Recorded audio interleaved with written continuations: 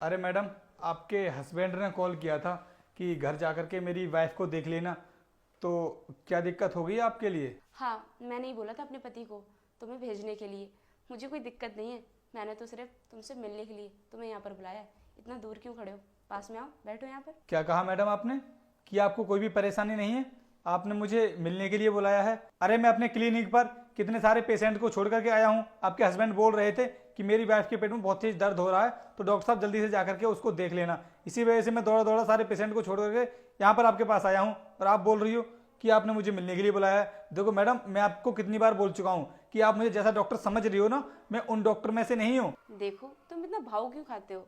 मुझे तुम अच्छे लगते हो, इसीलिए मैं तुम्हें अपने घर पर बुलाती हूँ। देखो, तुम मेरे साथ ये सब नहीं कर सकती।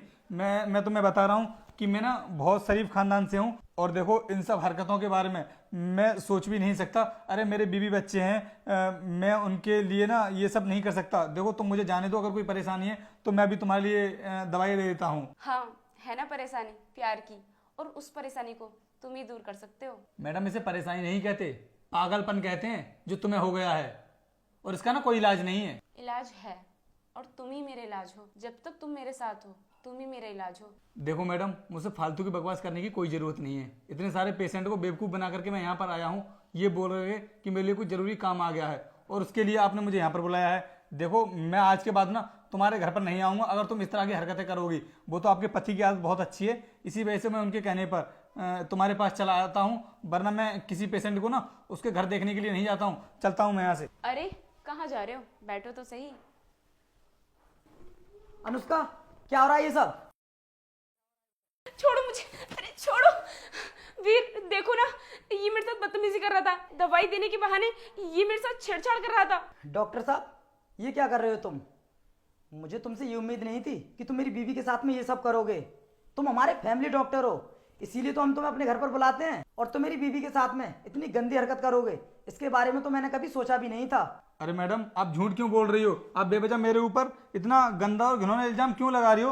अरे मेरी रेपुटेशन है, अगर आप इस तरीके से मुझे बदनाम करोगी, शहर में मेरी अच्छी खासी पहचान है।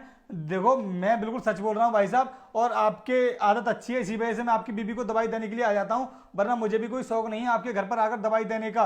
और आपको तो पता होगा कि मेरे क्लिनिक पर कितने सारे मरीज आते रहते हैं। आप इतने खास आदमी हो हमारे, इसी वजह से मैं आपके घर आता हूँ। वीर, तुम खड़े होकर इसकी बातें क्यों सुन रहे हो? ये सरासर झूठ बोल रहा है। तुम एक काम करो, इसे यहाँ से लेकर जाओ और इसे ले जाकर पुलिस के हवाले कर दो। पुलिस के हवाले डॉक्टर साहब को नहीं, पुलिस के हवाले तो मैं तुम्हें करूंगा, क्योंकि तुमने मुझे धोखा दिया है। क्योंकि तुम मेरी पीठ पीछे इन डॉक्टर साहब के साथ में इतनी गंदी हरकत करती हो, ये तो मैंने कभी सोचा भी नहीं था। वीर, तुम मेरे ऊपर शक कर रहे हो। शायद तुम जानते नहीं हो कि ये डॉक्टर कितना गंदा है। मैडम, आपको ना सफाई देने की कोई भी ज़रूरत नहीं है, क्योंकि भाई साहब को ना इन सब के बारे में सब कुछ पता चल चुका है पहले से ही। क्योंकि मैंने ना इनसे पहले ही बोल दिया था, इन्होंने कहा था कि डॉक्टर साहब आप ना मेरे घर जाकर के मेरी बीबी को देख लेना, क्योंकि मेरी बीबी को ना बहुत परेशानी है, उनके पेट में दर्द हो रहा है।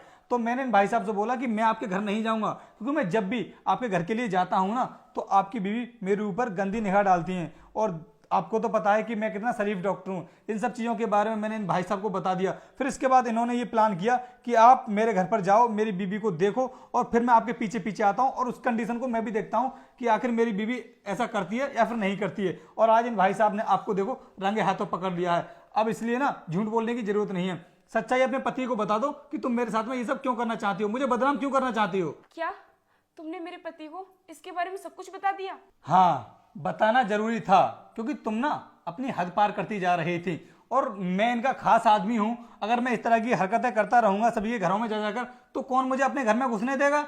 इसीलिए मैडम, मैंने तुम्हारी हकीकत के बारे में तुम्हारे पति को सब कुछ बता दिया। डॉक्टर साहब, मैं जानता हूँ आपके बारे में कि आप बहुत अच्छे इंसान हैं। अगर आपकी जगह पर कोई दूसरा इंसान होता तो वो मौके का फायदा उठा लेता, और इस बात का मुझे पता भी नहीं चलता कि वो हर रोज मेरी बीवी के साथ में क्या करने के लिए आता है। अनुष्का, मैं तुमसे पूछना चाहता हूँ, आखिर क्या कमी रह गई थी मेरे प्यार में जो तुम्हें ये सब करने की जरूरत पड़ी? और अगर तुम्हें ये सब ही करना था तो फिर तुमने मुझसे शादी क्यों की? तुम मुझसे पहले भी मना कर सकती थी। तुमने शादी के बाद में ये सब किया है, ये मुझे बिल्कुल भी पसंद नहीं है, इसलिए मैं तुम्हारे साथ नहीं रह सकता।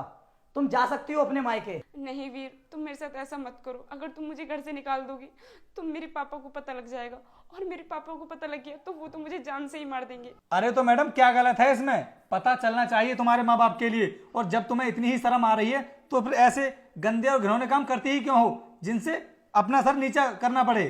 देखो भाई साहब, अब आपको जो भी करना हो, आपका फैमिली मैटर है। मुझे जो भी बताना था मैंने आपको बता दिया है। और आज के बाद देखो, आप कितना भी कहोगे तो मैं आपके घर पर दवाई देने के लिए नहीं आऊँगा, ठीक है? जब भी आपको दवाई लेने के लिए आना हो तो आप अपनी वाइफ के लिए मेरे क्लिनिक पर लेकर आया करना, तभी मैं आपकी वाइफ को दवाई दिया करूँगा। चलता हूँ मैं यहाँ से। वीर, मुझे माफ कर दो, मुझे एक मौका दे दो अपनी गलती सुधारने का। मैं तुमसे वादा करती हूँ कि आज के बाद ऐसी गलती कभी नहीं करूँगी। ठीक है, रोना बंद करो। अगर तुम अपनी गलती की माफ़ी मांग ही रही हो तो इस बार मैं तुम्हें माफ़ करता हूँ, लेकिन एक बात का हमेशा ध्यान रखना, अगर आगे से ऐसी गलती करने की कोशिश की ना तो फिर मैं तुम्हें माफ़ नहीं करूँगा, सीधे डाइवोर्स दे दूंगा, याद रखना।